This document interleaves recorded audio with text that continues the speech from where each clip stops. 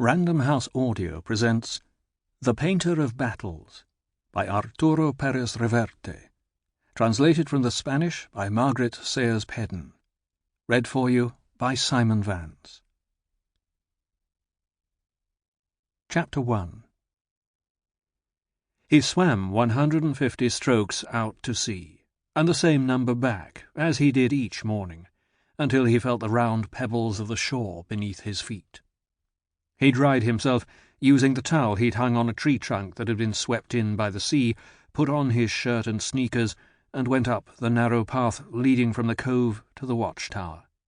There he made coffee and began, mixing blues and greys that would lend his work the proper atmosphere.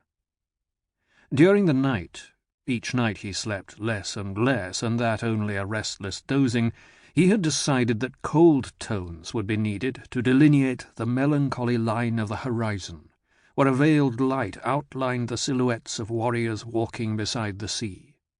Those tones would envelop them in reflections from the waves washing onto the beach that he had spent 4 days creating with light touches of Titian white, applied pure. So in a glass jar he mixed white, blue, and a minimal amount of natural sienna, until they were transformed into a luminous blue. Then he daubed some of the paint on the oven tray he used as a palette, dirted the mixture with a little yellow, and worked without stopping the rest of the morning. Finally he clamped the handle of the brush between his teeth and stepped back to judge the effect. Sky and sea were now harmoniously combined in the mural that circled the interior of the tower, and although there was still a lot to be done, the horizon was now a smooth, slightly hazy line that accentuated the loneliness of the men, dark strokes splashed with metallic sparks, dispersed and moving away beneath the rain. He rinsed the brushes with soap and water and set them to dry. From the foot of the cliff below came the sound of the motors and music of the tourist boat that ran along the coast every day at the same hour. With no need to look, Andrés Faulques knew that it was 1 o'clock. He heard the usual woman's voice, amplified by the loudspeaker system, and it seemed even stronger and clearer when the boat drew even with the inlet, for then the sound reached the tower with no obstacle other than the few pines and bushes that, despite erosion and slides, were still clinging to the cliff face.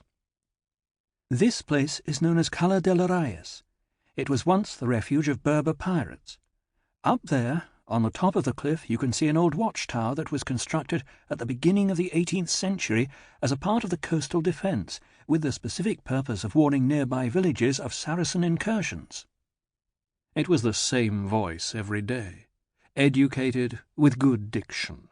Faulques imagined the woman to be young, no doubt a local guide who accompanied the tourists on the 3-hour tour. The boat, a 65-foot tender painted blue and white that docked in Puerto Umbria, made between Aocardos Island and Cabo Malo.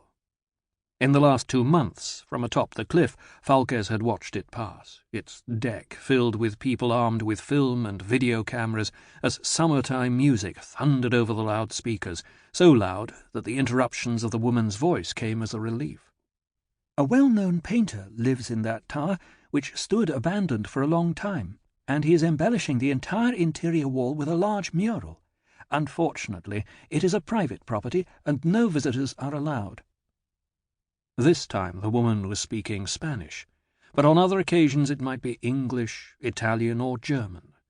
Only when the tickets were bought with francs, 4 or 5 times that summer, did a masculine voice relieve her in French. At any rate, Faulques thought, the season was almost over. With every trip there were fewer tourists on board the tender, and soon those daily visits would become weekly, until they were interrupted by the harsh grey mistrals that blew in the winter, funneling in through the straits called Bocas de Poniente, darkening sea and sky. He turned his attention back to the painting, where new cracks had appeared. The large circular panorama was not as yet continuous. Some zones were blank, except for strokes of charcoal, simple black lines sketched on the white primer of the wall. The whole formed an immense and disquieting landscape. No title, no specific time, with a shield half buried in the sand, the medieval helmet splashed with blood, the shadow of an assault rifle falling over a forest of wood crosses, the ancient walled city and modern concrete and glass towers coexisted less as anachronisms than as evidence. Faulques went back to his painting, laboriously, patiently. Although the technical execution was correct, it was not an outstanding work, and he knew it. He had a good hand for drawing, but he was a mediocre painter. He knew that as well. In truth, he had always known it. However, the mural was not destined to be seen by anyone but him. That had little to do with artistic ability and much to do with his memory, with an eye guided by 30 years of hearing the sound of a camera shutter.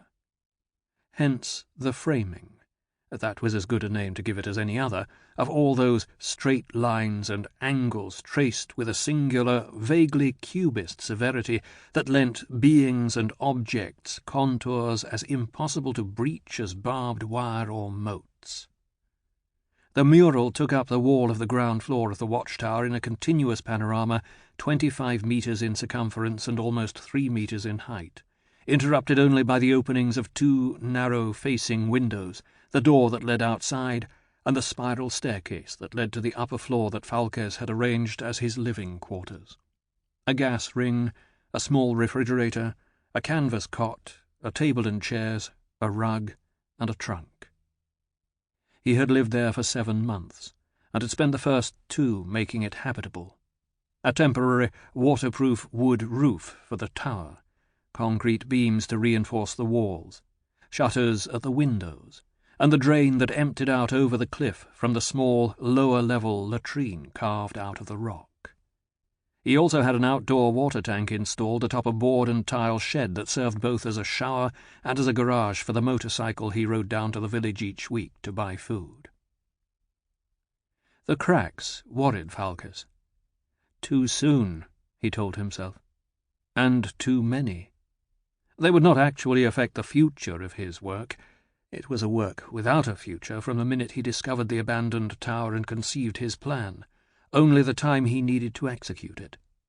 With that in mind, he nervously passed the tips of his fingers over the crazing that fanned out across the part of the mural that was closest to being finished, over the black and red strokes that represented the asymmetrical, polyhedral backlighting of the walls of the ancient city burning in the distance. Bosch, Goya, and Dr. Atl, among others. The hand of man, nature and destiny fused in the magma of a single horizon. There would be more cracks. These weren't the first. The structural reinforcing of the tower, the plastering, the white acrylic primer were not enough to counteract the deterioration of the 300-year-old building, the damage that had been caused by harsh weather, erosion, and salt from the nearby sea while it was abandoned. It was also, in a certain way, a struggle against time. Its tranquil passing could not disguise its inexorable victory.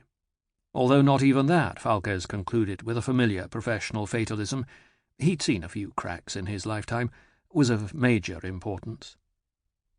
The pain, a sharp stab in his side over his right hip, arrived every 8 or 10 hours with reliable punctuality, faithful to their tryst, though this time it came with no warning. Faulques held his breath and didn't move, to allow time for the first whiplash of pain to end. Then he picked up a jar from the table and swallowed 2 tablets with a sip of water. In recent weeks he'd had to double the dose. After a moment, calmer now. It was worse when the pain came at night, and although it was eased by the tablets, it kept him awake till dawn. He reviewed the panorama with a slow look around the entire circle. The distant, modern city, and the other city, closer and in flames, the abject silhouettes fleeing from it, the sombre, foreshortened, armed men in the foreground, the reddish reflection of the fire, fine brush strokes, vermilion over yellow, sliding along the metal of their guns, with the peculiar brilliance that catches the eye of an unfortunate protagonist, uneasy the minute the door opens.